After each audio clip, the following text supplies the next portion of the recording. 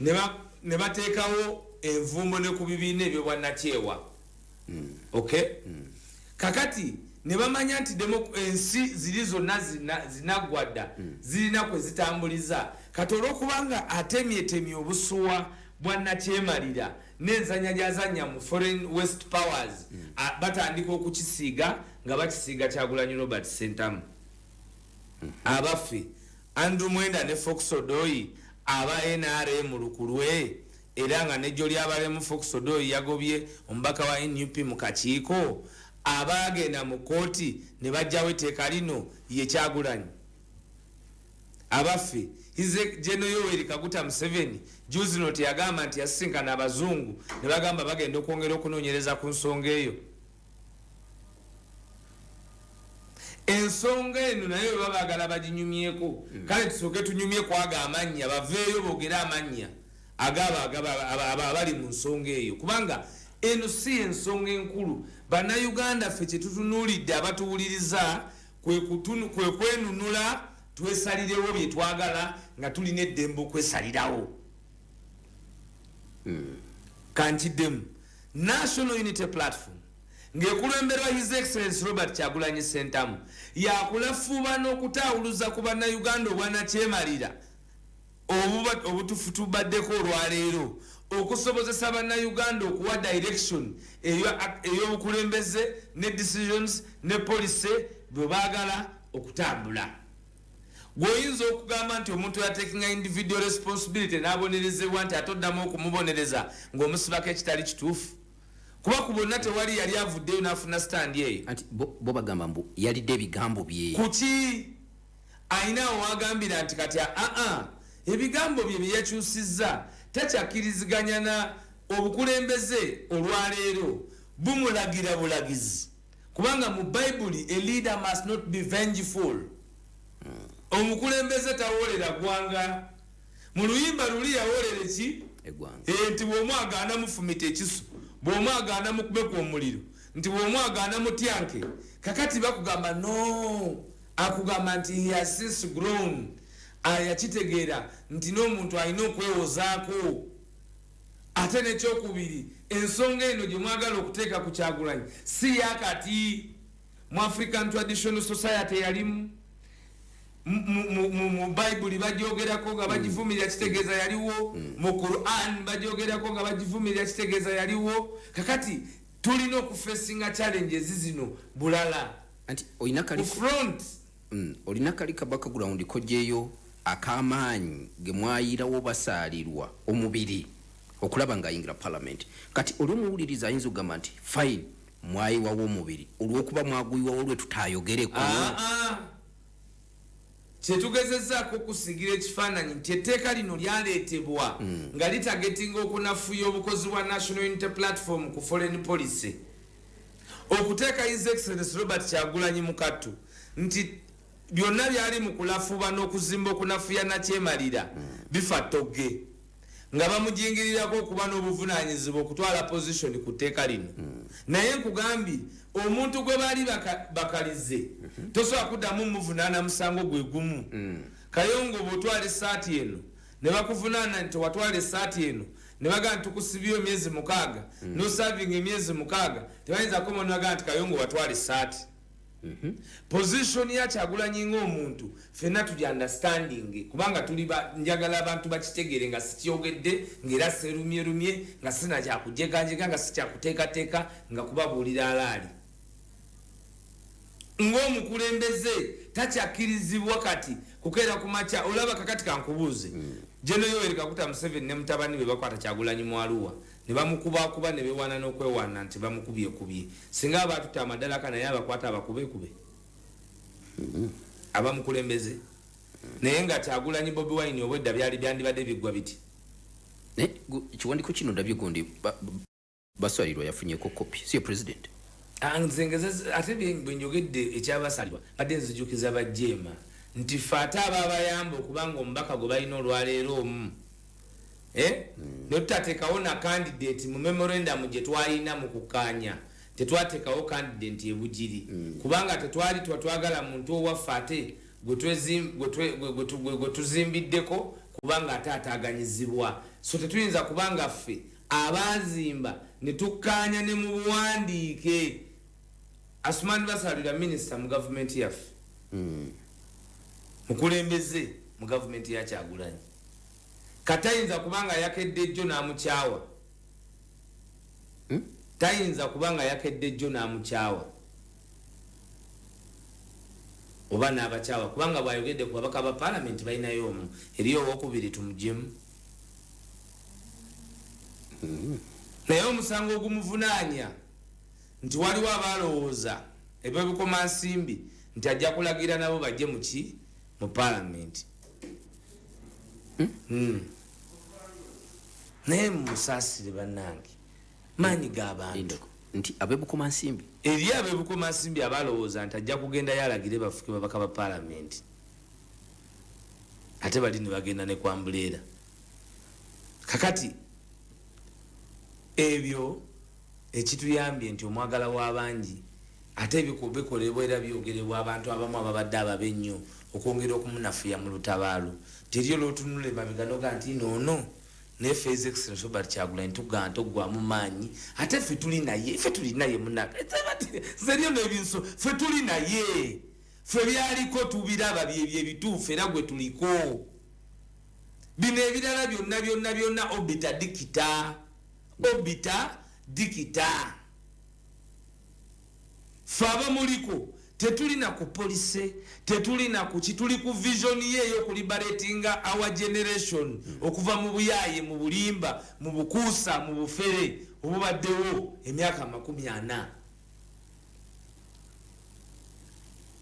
His Excellency Robert Kyagulanyi abadde in charge of this government emyaka 40 abadde exemplary all his life. He's a family man. Fena tumumanyi ye taata Solomon, ye taata Shalom, ye taata Shadrach, ye taata Subi.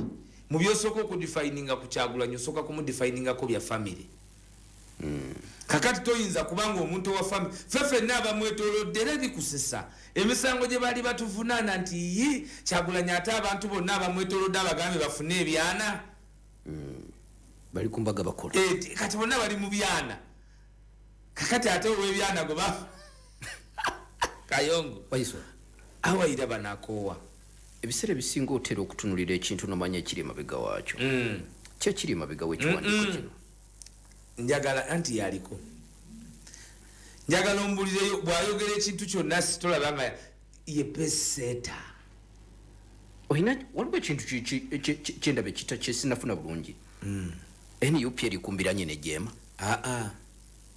bw'olaba jeema oba tolabye jeema ate tolaba jeema n'olowooza bonna bali ku peegi y'emu gwe bakugambyeko nti batudde ng'olukiiko nti kyabadde kya crisis anti kibiina kati bwendabako omukono gwa secretary general kibiina kye kiba kiwandiise anti wawuliddeko nga crisis yatuddeyo nannamba ne president bamuwadde bwikopi ne president w'ekibiina ekyo naye bamuwadde bwikopi nga imbaka wa parliament gwawuliddeko basalirwa ng'akuba endulu nti bagambye nze naye naye bamuwadde bwikopi kakati ekyo kikulaga bad faith mu mateeka ekyo bakiyita bad faith sobola mukaseruwo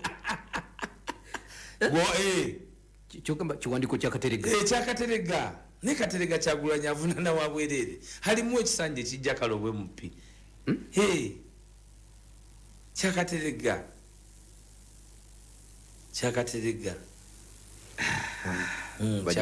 temuli naye nga president nze njagala kwebaza emirimu gyakoze ebungereza n'ekirala tripu y'ebungereza yabalumaino bani idada nibaine dada nibaine lubambensi yabalumaino batuula anti Kyagulanyi ku mmeeza ya jjajja buli lunaku bwe bamala okuwa ku ssaawa 10 debrief ekwata ku Uganda ate bazaako Kyagulanyi for another 1 hour nga bamunyonyola yandikujjako ati kati tukole tuti yandikujjako ati kati tutayize wano ayinza okukola ati omuyaayi oyo nti tukola ati jjajja abaku ebyo era kati bimutwalira obudde kyova olaba kati bomu ezitulika za powder naga nti yabadde nene nnyo kyogamba waliwo okubala baba bamubaloza bamubala buli kiseera kyova olaba bagezesa buli mboozi lwaki tebakulembezwa mawulire gagamba nti yanirizibwa abantu 8 bannayuganda abawangalira ebungereza.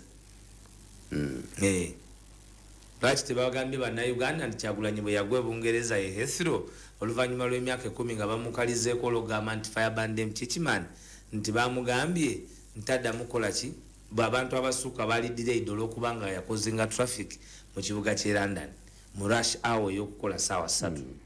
Kakati ebyo ebimu bibaleetera ekyokubiri nti bo batunuulidde ye buli kyayogera buli kyakola kubanga balowooza basobola okumunafuya ne criticism yaabwe. Ffe tetugamba nti tetwetaaga kutuwabula, tetugamba nti tetusobya, naye mutugambeko we tusobezereza awatuufu sawa naye awatuufu. Kubanga oli bwe bamugamba nti etteeka lino n'atukakasa otya n'agamba nja kuba cautious, kitegeeza ajja kwebuuza, tajja kusalawo ng'omuntu. Bwaba badde bamubuuza tulimenyawo tetulimenyawo naga I will be cautious kubanga ali mu point y'okukiikirira bannayuganda nga teyekiikiridde ng'omuntu. Newandibadde yayagala akere ku makya wasanga omuntu w'ekisiika amugwe mu bulago. Obukulembeze bw'alina bawaiswa bakulembera bannayuganda balina okununula bwe yayambala ekooti yaabwe ebibye ng'omuntu yabizaawa ku mabbali. Ate agezesebwa nnyo ku by'abantu okulekawo ebibye by'omuntu. Emirundi gyonna abadde agezesebwa. Yagezesebwa nakifuma ku Patrico n'aleka ebibye by'omuntu n'adda ku by'abantu. Nakifuma. So si yajja okubanga anunula abo abanyigirizibwa. Kakati mu kkubo ly'okununula abo abanyigirizibwa alina okusoosowaza ensonga z'abanyigirizibwa okusinga ezize. That is the sacrifice you take as a leader. Kwewaayo kukola ki nga bwe ntandise program nenga sasobodde kuziika kuba kyandibadde kinkakatako mu capacity yange mu busobozi bwange okubeera nga ndi muzzukulu mu nnyumba eyo nandibadde mu kikajjo nabaddeyo kumpi wano naye olw'obuvunaanyizibwa. Kakati takyasobola kugenda bwagenda mu nkiiko ezo teyekiikirira. Tukozesa eddoboozi ly'amaanyi amasannyalaze n'eddoboozi lye okwongerayo ensonga y'okunyigirizibwa bannayuganda eri abantu mu nsi yonna tusobole okwerwanako nga talina Yoweri Kaguta Museveni mpagi kwe yeesigamye. Kuba tumanyi bulungi nnyo ne Kyagulanyi akimanyi bulungi nnyo omwagala w'abangi nti National Unity Platform eri anchored ku maanyi by'abantu era tukigamba abantu lunye nti ensonga za Uganda zijja kusalibwawo mu Uganda naye tebakulimba nti waliyo gavumenti etaba na foreign policy. What is National Unity Platform's foreign policy in overthrowing Museveni? Gwalina kalaamu n'ekitabo wandiika nti number 1 okumutemako abiwawaatiro byonna ebibadde bimuliikiririza okufutubbala ku bannayuganda. Ganzije tutandikirawo. Star Times upgrade to kwongera promotion. Bakasoma banova bali ku antenna decoder sasula busasizo omutwalo gumu kakaga ku kopa buke buli mwezi onyumirwe basic buke ku bwerere. Nyumirwe ebisanyusa nkuyanja okugeza Hello Mr. Right ku makula chika kazanyo ku makula animations desi cartoon ku Boeing bu series ku TLC ne Star Life ate n'ekisinga tukwongeddeko ne channel zaffe za wano zonna zosinga okunyumirwa. More content, happier family. Okay, bagiyita Pale FM 97.9 ekkula eri omutwe wa bulijjo. Ndine Alex Waiswa Mufumbiro tutunulira ensonga ennene ezigenda maaso mu ggwanga. Ndowooza ekyo tukiwunzise. Ekyo njagala bannayuganda bamanye nti ffe tuli cautious ku butya bwe tutambuza buli nsonga kubanga omugugu mukama waffe gwe yeetisse abantu gwe bamubanja gwakulaba nti ensi eyina eddembe. Bw'aba luli yagambanga nti batulugunye ab'ebisiike ng'olwaleero eriyo abantu abatulugunyizibwa olw'okuwagira ye kitegeeza tasobola kusosowaza kiri nga ate alwanirira kino ekyo kiba kirabibwa nakola ki amaze kati okutegeera ennabe eri mu kusalira omuntu nga teyeewozezaako ekyo kiba kitwaluli. He was not a lawyer. Today he's a lawyer. He's not only a lawyer, but even in his roof, his wife is a human rights activist. Therefore, he has different lenses that he views different issues. However, it is not about him. It is about the people of Uganda. Because the challenge that he has, the results that are badly desired of him, is how and when he liberates the people of Uganda from the dungeons of the dictatorship of General Yoweri Kaguta Museveni. And then thereafter, the freedoms that shall be introduced by his able visionary leadership shall lead Ugandans into deciding how they want to live, how they want the policies they want to have, because it will be accountability, it will be service above self. And accountability of the people, by the people, for the people. Okay. Mbajita Pale FM chikumusamba kamuza mwenda ekula eri omuntu wabulujjo nze Kayongo Hakim Dine Alex Waiswa Mufumbiro ate neteeka balireetako ne balisazaamu nakati liri mu kooti mubaali waabira Kyagulanyi mwali mubaali balijjeyo Kyagulanyi mwali tandike kwogera amanya g'abajjeno abali mu bisiike eyo topiki nno mpanvu mpanvu ddala kale bagiyita Pale FM bingi ebigera maaso mu ggwanga bwe mba ne Waiswa ensonga nnyingi eziba zeetaaga okugenda basatu kubanga tutunuulira naye tugenda tulondayo ezo ez'omuzinzi tugamba eno tugyogereko n'eno ekyo tukiwunzisa olunaku olwaleero kkiriza nkujjukiza White Star Magic sabuni obungajjudde ebirungo okuva bannaffe ababidiko mumwekwate so nga ate Prestige Margarine yesiyajo omulembe gw'enogera maaso n'okubanga wettanira genda ku dduuka erikuli okumpi oba supermarket olabenga ofuna ka Prestige. Waiswa, yes sir, njagala tuyingireko omunda mu setteeserezo nga tutunuulira ebibaddeyo. Twali wano sabbiiti eri ne tukubako katono ku tooki ku ebyo ebyali bireeteddwa gavumenti oluvannyuma lw'abali ku ludda oluvuganya gavumenti okubateeka ku nnenga nga baagala lipoota ekwata ku bantu abaabuzibwawo. Bye baaleeta twabikubamuko katono ko wano ku tooki naye leero twasuubizibwa nti Mpuuga leader of opposition agenda kwanukula alipoota yaabwe gye baaleeta ayongera okugikuba mu tooki. Ndabye mbadde mpuliriza ebintu bya Mpuuga ngaraga nti bali byonna bye baayogera bifo. Mbadde kisooka lipooti gye baaleeta baakugamba bakomyawo nkadde kwali kubisa kunyooma na kugirega bannayuganda. Ekyokubiri bwe twogera nti twagala ripooti tetwagala mpapula na bigambo. Ekisooka tekikyabuusabuusibwa nti abantu bano baabuzibwawo era baabula era state yeyina obuvunaanyizibwa ku gye bali.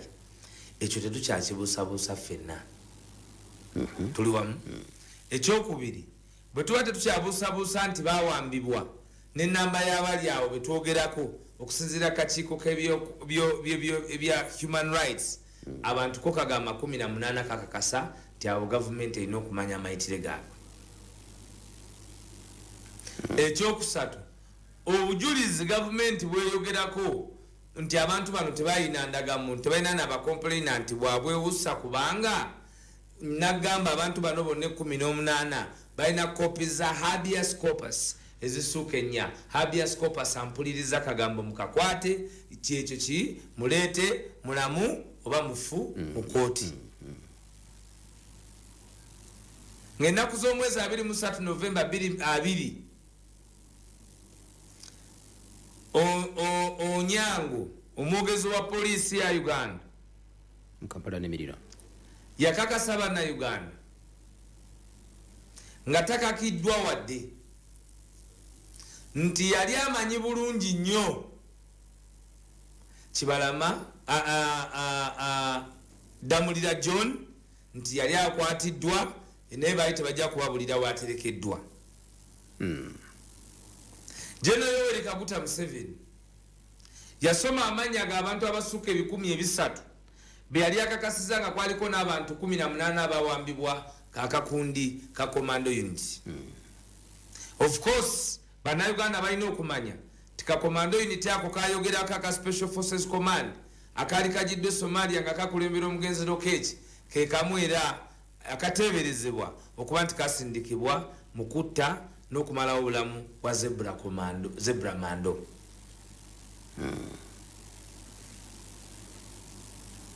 Kakati wakati mu kukkiriza ebyo byonna essuubi ly'Abannayuganda lyali ery'okumanya abantu bano bali luddawa. Abantu bano bali luddawa.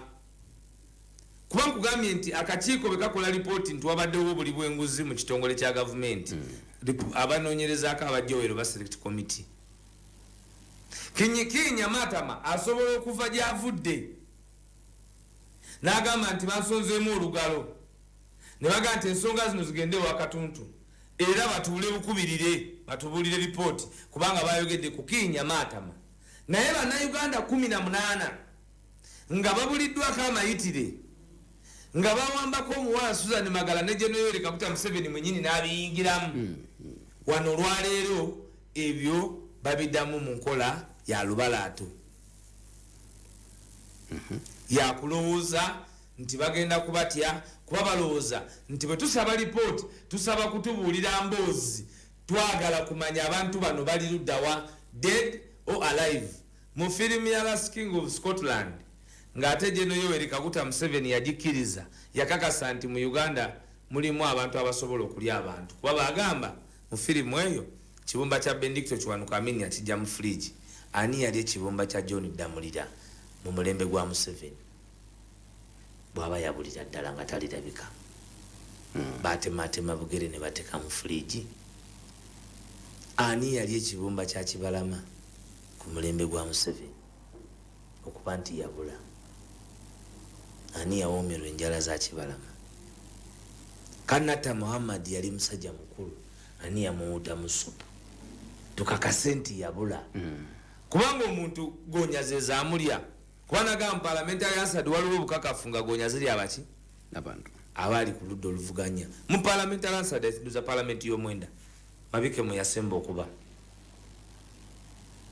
Kakati ensonga ya abaana ba Kibalama simboozi ate ne bawulira oli nga zze ababalaatirako nti bano tebagenda ku poliisi. Ng'erinnya livudde mu kakiiko ka Human Rights Commission ate okyayagala babeere ne ripooti ya poliisi. Ekyokubiri palamenti tebabayise nga listening post temuli muli teeserezo mulina obusobozi okukola inquiry. Yes. Nga banoonyereza ku bubbi bw'essente nga banoonyereza ku by'ennyonyi nga banoonyereza ku ki. Parliament erina obusobozi okuteekawo public inquiry okumanya amazima. Parliament. Naye olw'okuba nti ebintu bino byonna byakolebwa okuwamba abantu buno kwonna kwakolebwa okutta abantu kuno kwonna kwakolebwa gw'owulira tubanja Franka Senteza oyo era tugamba Bannayuganda nti oyo mwamwita. Gw'owulira tubanja Ritana Bukenya tukuba Bannayuganda nti oyo bamwita. Gw'olaba tubanja Sweet Peps tukuba Bannayuganda nti oyo bamwita. Essuubi liri baggwamu ddi nti ne bano balabika tebaliiyo. Anti kyetusaba tubaba balya ebibumba batubuulire nti twabalya ebibumba. Closure kuba ne mu ddwaniro gw'omanyi lwaki omulambo gw'Osama bin Laden bamala ne bagusuula mu nnyanja gugane kuddamu kulabibwako. Kyebagamba nti bano baali batuuse ku mbeera eyo nti tewabeerawo hisitole ya muntu oyo kubanga newaziikibwa bayinza okuinsipayalinga abalala. Ye enkola gye mwakola Kibalama mwamusula mu Lake Victoria temwayina kisa mwamuteeka mu Nairo ne mutwala paka Mediterranean. Byebibuuzo bye tubuuza kubanga bano abantu balina family eziritubuuza nti Waiswa wali mwogezi w'NUP taata wange wakola ki era aliwa era ali luddawo.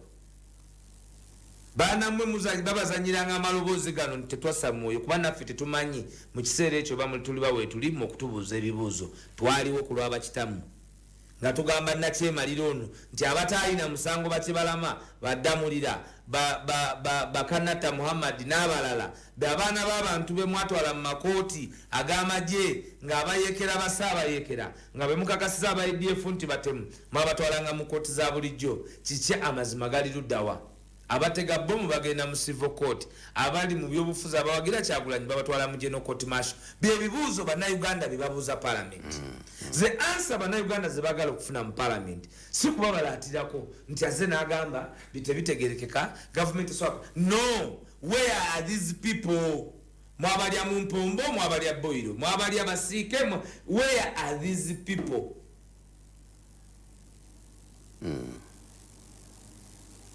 so njagala okwebaza obukulembeze bwa parliament obwoludda oluvuganya honorable Mpuga ne tiimu ye mwebale okuhighlighting ensonga gye tuzze twogera ebbanga lyonna nti tetusobola kubeera mu ggwanga erigoberera amateeka erigamba nti liri ku musingi gwa demokulasiya erigamba nti liri ku biina byabufuzi ne tuba nga bawamba abantu balemesa abantu okuzanya ebyobufuzi nga batta abantu nga basiba abantu mu court martial awo tuba tuli ku ggwanga kyamu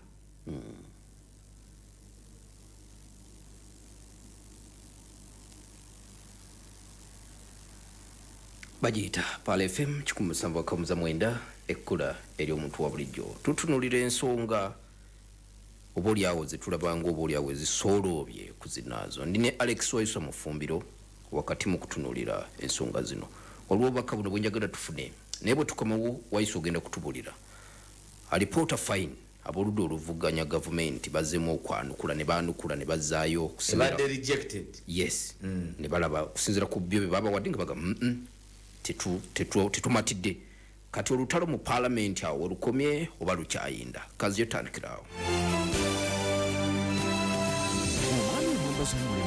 kankunjulira ekipya mu kibuga Badrus Boutique ye supermarket y'ebyambalo by'abaami mu Uganda ne East Africa omuli amasuuti empale amakooti blazer ziri first class tulina empale za kaki mu Dockers okuva Thailand n'amasaati ga Van Hussein tulese amasuuti n'empale okuva Bungereza Turkey France Italy Bangladesh Thailand North Korea n'awalala okuva mu badizayina ab'omulembe tutunda amasuuti n'empale mu bika bya Oses George C&S Next H&M n'endala mu size zonna ne fitting Badrus Boutique tutunda kamukamu n'okusuubuza ne bwe oyagala container tugikuwa gw'omwami alina omukolo tukuletedde amasuuti ag'omulembe n'empale eziri first class jangu ku Badrus Boutique ofune class empya mu kwambala tusangibwa ku Rosa Market okulirana Ovino Mall ku room B38 mu Kisenyi essimu 0773 33 oba 0701 69 72 wasuze otyo